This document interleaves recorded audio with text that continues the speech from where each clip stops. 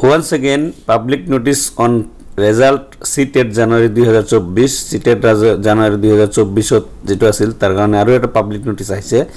এই নোটিসত কি লিখা আছে CTETৰ ক্ষেত্ৰত তেতে এই বস্তুটো অসমত কিমানখিনি এফেক্ট হ'ব হেল্ল फ्रेंड्स পোর্টাল খুলিব লাগে গ্ৰুপ পোৰ্টাল খুলিব নালাগে গ্ৰুপ এই গ্ৰুপ দুটাৰ মাজত ইমান বেমজালি হৈছে যে গভৰ্ণমেণ্টে তে কি কৰিব মানে কোন ধৰণৰ সিদ্ধান্ত উপনীত হ'ব পৰা নাই ইয়াৰ ফলত কি হ'ব পাৰে এই ভিডিওটোত আলোচনা কৰিম গতিকে ভিডিওটো হেকলৈকে চাব and one request to you channel নতুন হলে সাবস্ক্ৰাইব কৰিবলৈ নাপাহৰিব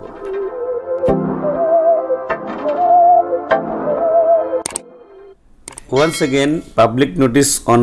result CTET January 2024 CTET January 2024 যেটো আছিল তাৰ কাৰণে আৰু এটা পাবলিক নোটিস আহিছে এই নোটিসত কি লিখা আছে CTETত কিমান ক্যান্ডিডেট এপিয়াৰ হৈছে কিমান ক্যান্ডিডেট কোৱালিফাই হৈছে কিমান ক্যান্ডিডেটৰ নাম ৰেজিস্টাৰ হৈছে গোটেইখিনি তথ্য আলোচনা কৰিম এটা দিয়াও আছে সো চাইলক फ्रेंड्स এটা ধুনীয়াকৈ লিখি দিছে যে যিবোৰ CTET 2024 জানুৱাৰী বহিছিল 2024 মাহৰ 21 তাৰিখত জানুৱাৰী মাহৰ 21 তাৰিখত যিবিলাকে ক্যান্ডিডেট CTETত বহিছিল তেওঁলোকৰ কাৰণে এটা ভাল খবৰটো হৈছে কি মাৰ্কশিট আৰু সাৰ্টিফিকেট হতি হনকালে ওয়েবসাইটত cbse.nic.in আৰু ctet.nic.in ত যেটো আপোনালোকৰ আছে তাত উপলব্ধ হ'ব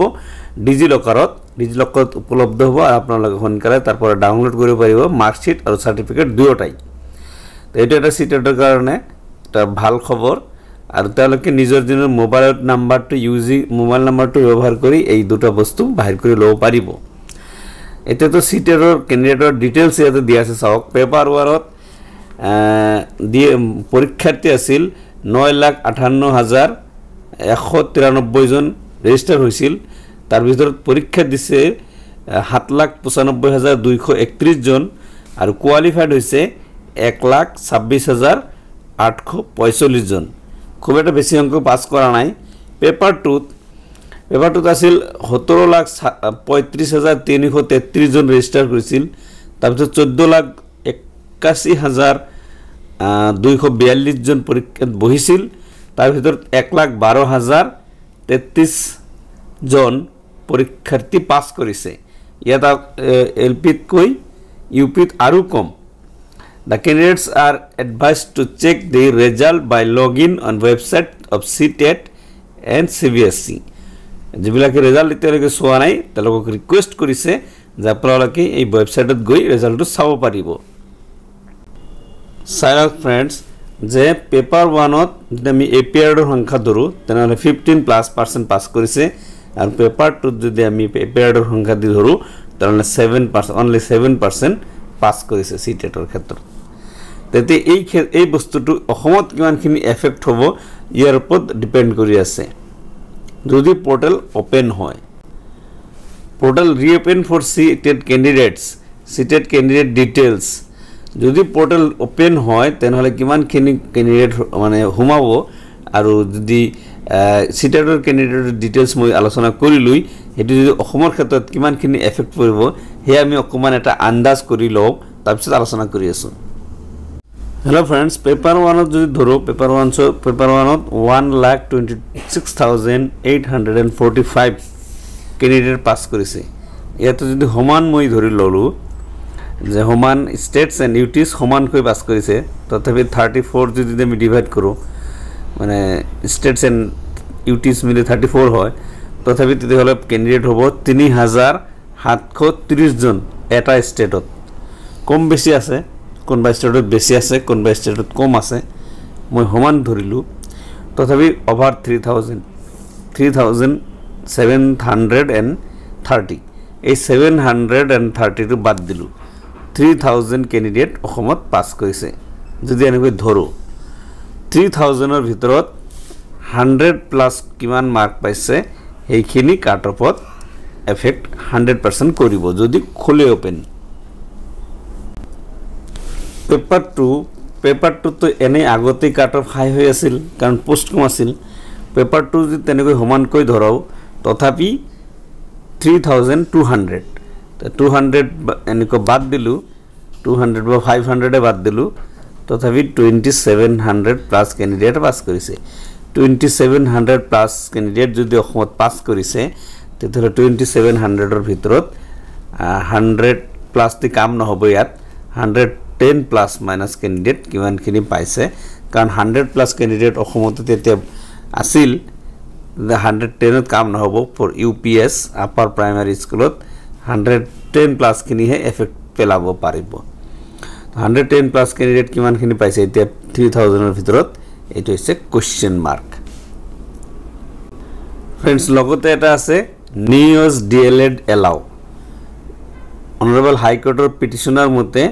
নিউজ ডিএলএড খিনিক এপ্লাই কৰিবৰ কাৰণে এটা সুযোগ দিছে তো প্ৰসেস অফ নিউজ ডিএলএড কি হ'ব পাৰে এই নিউজ ডিএলএড ক্যান্ডিডেট খিনি অফলাইনত যে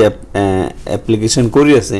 এপ্লিকেশনখন ৰাখিব দিছে এইখিনি কি মেৰিট লিষ্টত সোমাই যাব নেকি কিছুমানে কৈছে যে মেৰিট লিষ্টত সোমাই যাব মেৰিট থাকিলে পিছত তেওঁলোকৰ ৰিজাল্ট আহিলে মানে যদি ৰিজাল্ট পজিটিভ হয় তেনহলে পাই যাব যদি ৰিজাল্ট নেগেটিভ হয় তেনহলে নাপাব এই কথাটি একবাৰ পেলাই দিব নোৱাৰো কাৰণ ইয়াৰ আগতে এনেকুৱা ধৰণৰ গ্ৰেজুৱেট টিচাৰ ক্ষেত্ৰত হৈছিল তো মানে গ্ৰেস মাৰ্ক থকা খিনিক মানে মেৰিটত আছিল বাট যে গ্ৰেস মাৰ্ক ক্যান্ডিডেট খিনিক পেন্ডিং কৰি ৰাখিছিল পিছত এই ক্ষেত্ৰত তেনেকৈ হ'ব পাৰে নেকি হ'ব পাৰে কিন্তু তেওঁলোকৰ যেটো অৰ্ডাৰ আছে এই অৰ্ডাৰটো অকমান ই আছে নিউজ ডিএলএডৰ যেটো